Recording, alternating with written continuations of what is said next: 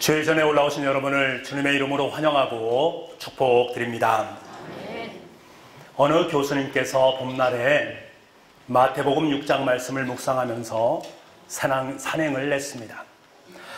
마태복음 6장의 내용이 무엇입니까? 공중에 나는 새를 보라, 들에 핀 백합화를 보라.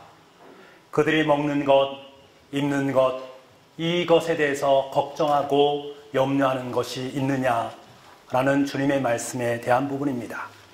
이 말씀을 묵상하면서 천천히 걸어가고 있는데 갑자기 옆에서 개나리가 눈에 들어오는 거예요. 그러면서 마음속으로 이런 생각이 스쳐 지나갔습니다. 아, 그렇구나. 개나리는 염려하지 않는구나. 너무나 멋진 말 같지 않습니까? 개나리는 염려하지 않는구나. 이 생각이 너무나 멋져서 그의 사랑하는 아내에게 그 얘기를 했습니다. 아내는 이렇게 말합니다. 정말 멋진 말이네요. 그리고는요, 곧바로 날카로운 질문을 던집니다. 그런데 여보, 당신이 그렇게 말을 하는데 개나리가 염려하는지 염려하지 않는지 어떻게 알 수 있어요? 라고 묻습니다. 그러자 교수님은 이렇게 답변했습니다. 아, 보면 몰라요? 만일 개나리가 염려한다면 그토록 순결한 노란색을 드러낼 수 있겠어요? 라고 말합니다. 참 멋진 말입니다.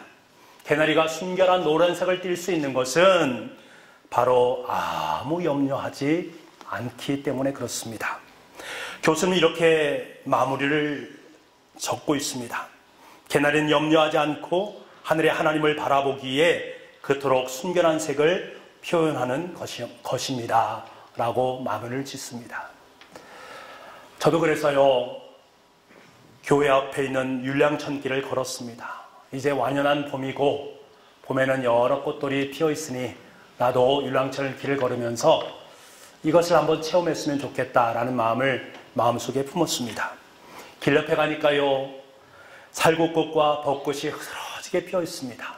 그리고 활짝꽃 빛, 이름은 잘 알 수 없습니다만 빛들이 너무나 예쁘게 잘 피어 있습니다. 그리고 새싹들이 이제 봄을 나리는 것처럼 파릇파릇하게 일어나고 있는 것을 보게 됩니다.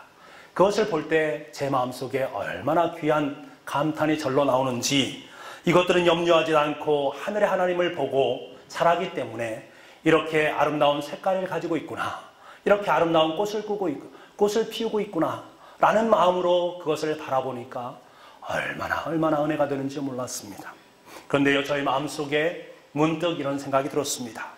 순결하신 예수님의 보혈의 피, 예수님의 보혈의 피가 순결한 분홍빛, 주홍빛 빛을 풍기는데 그것에 대해서 갑자기 생각이 나고 그것에 대해서 묵상을 하기 시작했습니다. 예수님께서 이 땅에 오셔서 그가 바라본 것은 바로 하늘 아버지 하나님이신데, 오직 아버지 하나님의 마음을 품고 이 땅에 오셔서 묵묵히 하나님께서 원하시는 길을 아름답게 걸어가셨는데, 그 길이 비록 십자가의 길이라 할지라도 이 길을 통해서만 인류를 구원할 수 있다는 사실을 알고 오직 하나님만 바라보며 그 길을 걸어갔는데, 그리고 마침내 자신의 십자가를 짊어지시고 십자가에 못 박혀 돌아가셨는데, 그리고 그 모든 보혈의 피를 다 쏟아주셨는데 이제서야 비로소 깨닫게 된 것입니다. 왜 그토록 예수님의 보혈의 피가 순결한 색을 띠었는지, 왜 그 보혈의 피 속에 담겨져 있는 하나님의 능력, 주님의 능력, 보혈의 능력이 왜 그렇게 큰지를 비로소 깨닫게 되었습니다. 아무것도 염려하지 않으며 오직 하나님께서 말씀하신 그 길을 따라서 묵묵히 걸어갔던 그 삶, 마침내 그 모든 것을 우리의 삶의 자리 속에 보여주시는 순결한 진홍빛 보혈, 그것을 우리에게 보여주셨습니다. 그에게 저는 그것이 정말로 아름다운 꽃으로 묵상되었습니다. 사랑하는 성도 여러분, 오늘은 종려주일입니다. 예수님께서 십자가를 지시기 위해서 예루살렘에 입성한 날을 기념하는 주일이 종려주일입니다. 그리고 내일부터 시작해서는 고난주간이 시작됩니다. 이제 한 주간 예수님께서 십자가상에 못 박혀 돌아가시는 고난을 기념하는 주간이 바로 고난주간입니다. 이 기간 동안에 예수님은 예루살렘에 머무셨습니다. 그런데 여러분, 이 시간이 바로 세상의 역사를 바꾼 시간이었다. 이 시간 동안에 주님께서 흘리신 순결한 보혈이 온 인류를 새롭게 만드시는 역사의 현장이다 라는 것입니다. 이 새로운 역사, 주님의 순결한 보혈은 예수님의 예루살렘 입성으로부터 시작되고 있습니다. 랍비 문헌에 보면 예루살렘은 우주 중심이다 라고 기술되어 있습니다. 그래서 예루살렘은 유대인들의 순례의 중심지였습니다. 세계 각각에 흩었던 사람들이 함께 모여서 예루살렘에 와서 하나님을 찬양했던 것이지요. 이들은 예루살렘 성전에 오른다라는 것은 단순히 오름을 의미하는 것이 아닙니다. 내가 영적으로 한 단계 상승되어진다라는 것을 의미합니다. 그렇기 때문에 이들에게 있어서 예루살렘 성전에 들어간다라는 것은, 그곳에서 예배를 드린다라는 것은 대단히 중요한 의미를 갖게 되는 거예요. 예루살렘은 깊은 계곡들 사이에 높이 쏟은 분지의 그 중앙에 위치해 있는 참 귀한 도시였습니다. 계곡들로부터 길을 따라 올라가다 보면 거대한 성벽을 만나는데, 그 성벽 주위를 돌아보면 여러 개의 문이 있습니다. 그런데 그 많은 문들 중에서 유대인들에게 가장 중요하게 여겼던 문은 동편으로 들어가는 금문이었습니다. 왜 금문이 그렇게 중요한가? 유대인들은 이 금문을 통해서 메시아가 예루살렘으로 입성한다라는 사실을 굳게 믿고 있었기 때문입니다. 그런데 예수님께서 바로 이 금문으로 예루살렘에 입성하셨습니다. 예수님의 일행은 예루살렘에 가까이 있는 벳바게에 이르렀습니다. 그때 예수님께서는 두 제자를 맞은편 마을로 보내시면서 그곳에 매인 나귀와 나귀 새끼를 끌고 오라라고 말씀을 하십니다. 누군가가 왜 끌고 가느냐라고 물으면 주님께서 쓰시겠다라는 당부의 말씀을 덧붙이면서 그들을 보냈습니다. 두 제자는 예수님의 말씀하신 대로 맞은편 마을로 가서 나귀와 나귀 새끼를 끌고 오게 됩니다. 그런데 안장이 없는 거예요. 안장이 없기 때문에 제자들은 자신의 겉옷을 벗어서 임시로 안장을 만듭니다. 그 안장을 만든 그곳에 예수님께서는 올라타시고 금문을 통과하시면서 예루살렘으로 입성하셨습니다. 금문으로 들어가오시는 예수님의 모습을 보자 무리들은요, 누구나가 시키지 않았음에도 불구하고 예수님이 가시는 길에 자신의 겉옷을 다 펴게 되고 나뭇가지를 옆에 잘라서 쭉 길에다 깝니다. 그러면서 외쳐대기 시작합니다. 호산나 다윗의 자손이여 찬송하리로다. 주의 이름으로 오시는 이여 가장 높은 곳에 호산나 호산나 하면서 외쳐대기 시작합니다.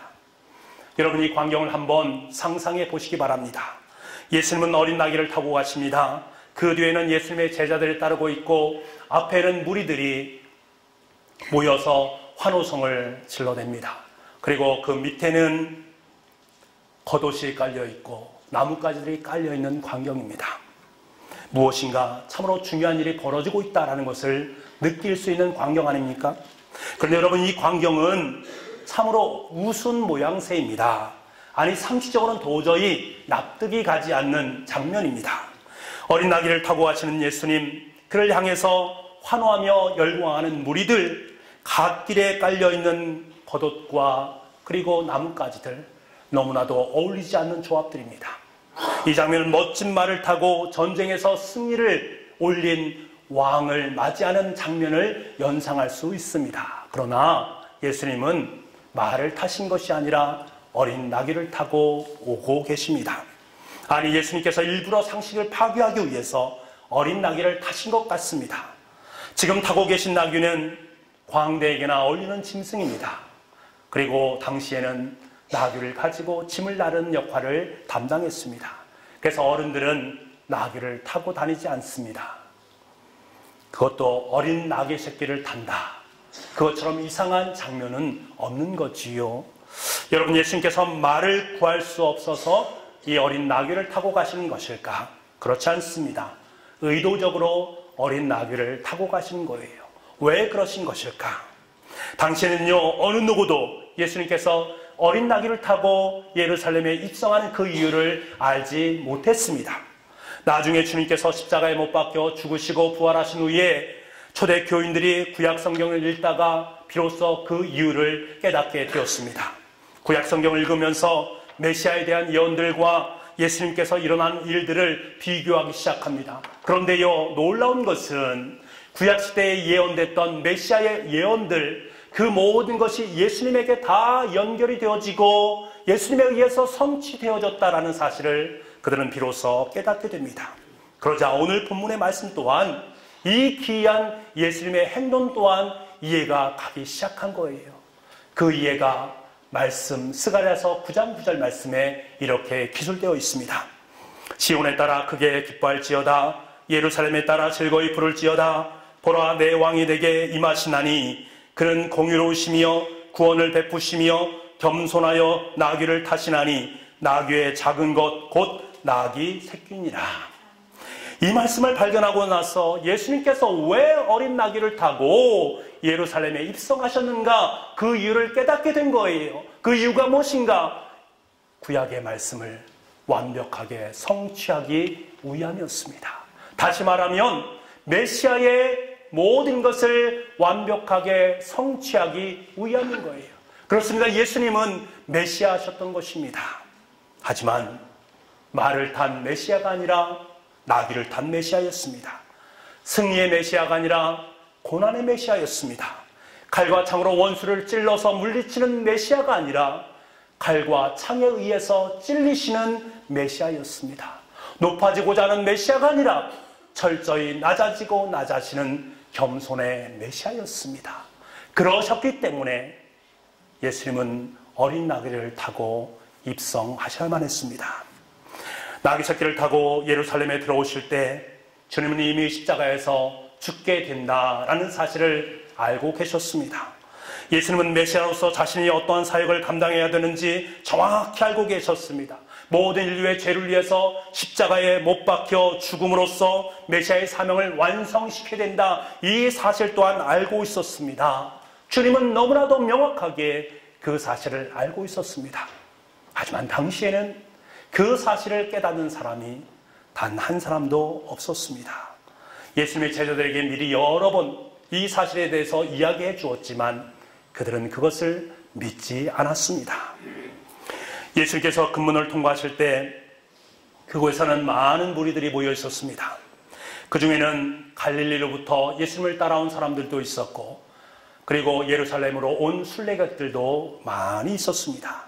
이들은 하나같이 마음속에 품는 생각이 있습니다. 그것이 무엇인가 하면 메시아가 속히 나타나서 로마의 속박에서 우리를 해방해 주었으면 좋겠다, 이것을 염원하는 마음을 늘 마음속에 품고 있었습니다. 그래서 누군가가 조금이라도 범상치 않은 일을 벌이면 혹시라도 저 사람이 메시아가 아닌가? 라는 생각을 품었다라는 거지요. 무리들은요, 이미 예수님에 대한 소식을 들었습니다. 그래서 예수님이 누구신가에 대한 부분을 어느 정도 인지하고 있었습니다.